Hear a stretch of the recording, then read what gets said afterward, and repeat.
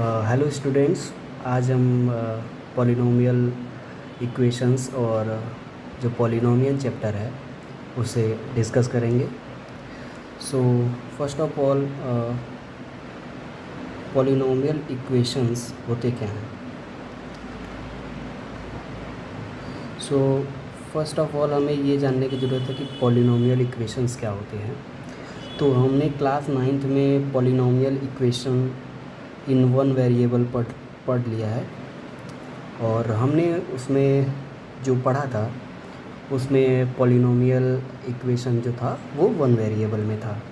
तो one variable का मतलब क्या हुआ, टू वेरिएबल का मतलब क्या हुआ और थ्री वेरिएबल का क्या मतलब होता है वो आपको मैं अभी समझाने जा रहा हूँ।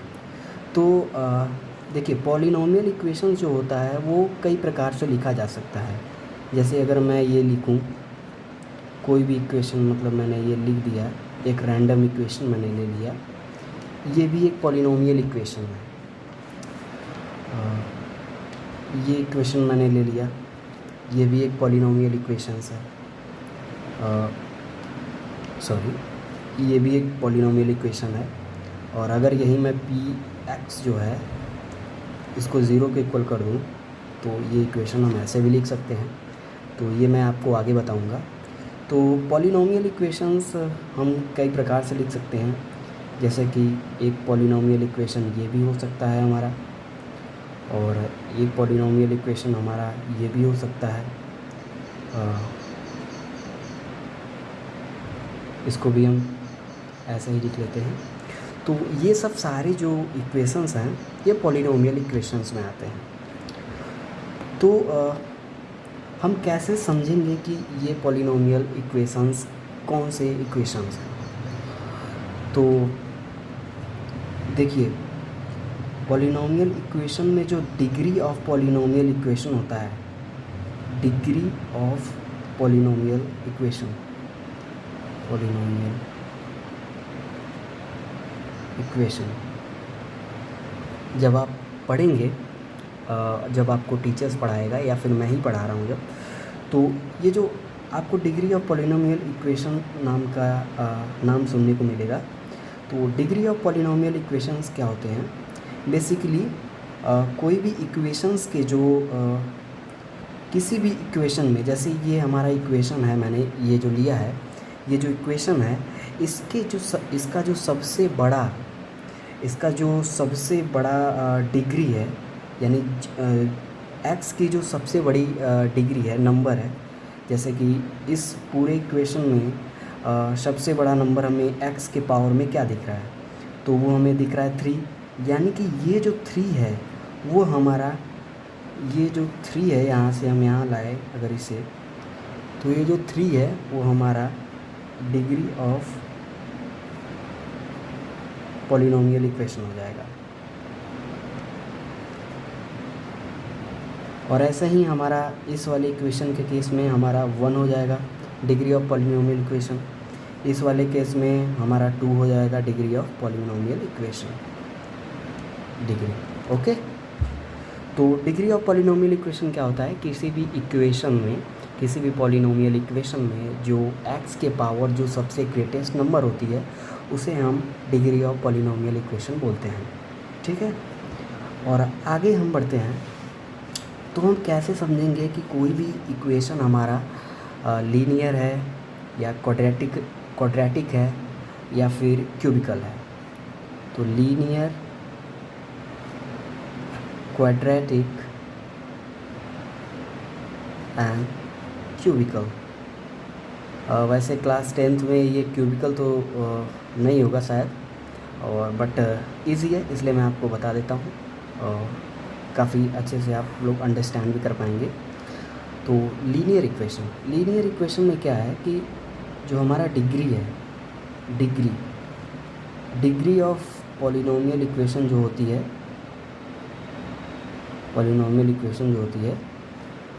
वो 1 होती है। वैसे ही क्वाड्रेटिक के केस में हमारा क्या होता है, जो हमारी डिग्री है वो 2 होती है, और क्यूबिकल में हमारी जो डिग्री होती है वो 3 होती है। टेकिंग एन एग्ज़ाम्पल, एक एग्ज़ाम्पल लेने पे हमको पता चलेगा। जैसे P X is equal to 3x+2, ठीक है। ये एक हमारा लीनियर इक्वेशन है और इसे बुक्स में जनरल इक्वेशन इसका ऐसे लिखा जाता है ax+b, ठीक। बुक्स में हमारा जो जनरल इक्वेशन होता है इसे जनरल इक्वेशन की जनरल इक्वेशन, ठीक। जो जनरल इक्वेशन बुक्स में लिखा होता है वो ऐसे लिखा होता है। वैसे ही यहाँ पे भी एक एग्जांपल लेते हैं, जैसे कि हम ले रहे हैं x² - 4, ठीक। तो ये हमारा एक क्वाड्रेटिक इक्वेशन हो गया। और ये कुछ ऐसे होता है ax² + bx + c, ऐसे होता है। यहाँ पे हमारा जो x का टर्म होता है वो नहीं है। और अगर x के टर्म को भी हमें देखना है तो एक नया मैं एग्जांपल ले लेता हूँ, जैसे कि 2x² + 3x + 4 कर लेता हूँ। तो ये जो हमारा इक्वेशन है वो एक परफेक्ट क्वाड्रेटिक इक्वेशन को डिनोट करता है, जैसा कि हमारा जनरल इक्वेशन में होता है, ठीक। और आगे जो होता है हमारा वो होता है क्यूबिकल पॉलिनॉमियल इक्वेशन होता है। उसका भी अगर एग्जांपल ले लिया जाए, कोई भी अगर मैं यहाँ जो लिखा था वही अगर एग्जांपल लिया जाए, वही ले लेता हूँ, तो ये कुछ इस प्रकार से होते हैं। और इसका भी जो जनरल इक्वेशन होता है वो कुछ इस प्रकार से होता है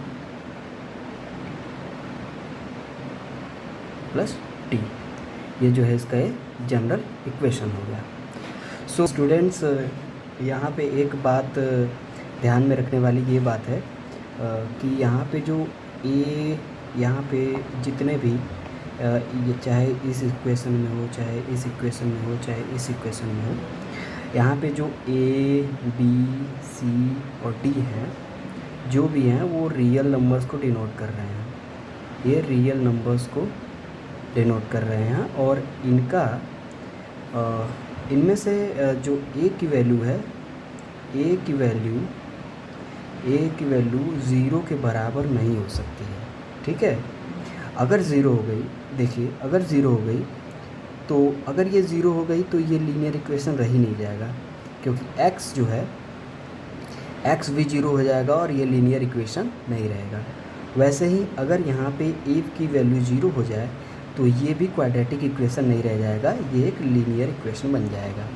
और वैसे ही अगर a की वैल्यू यहाँ पे भी 0 हो जाए तो ये इक्वेशन क्यूबिकल नहीं रह जाएगी, ये क्वाड्रेटिक इक्वेशन में कन्वर्ट हो जाएगी। तो यहाँ पे ये बात ज़रूर ध्यान में रखिए कि a, b, c, d जो है वो एक रियल नंबर है।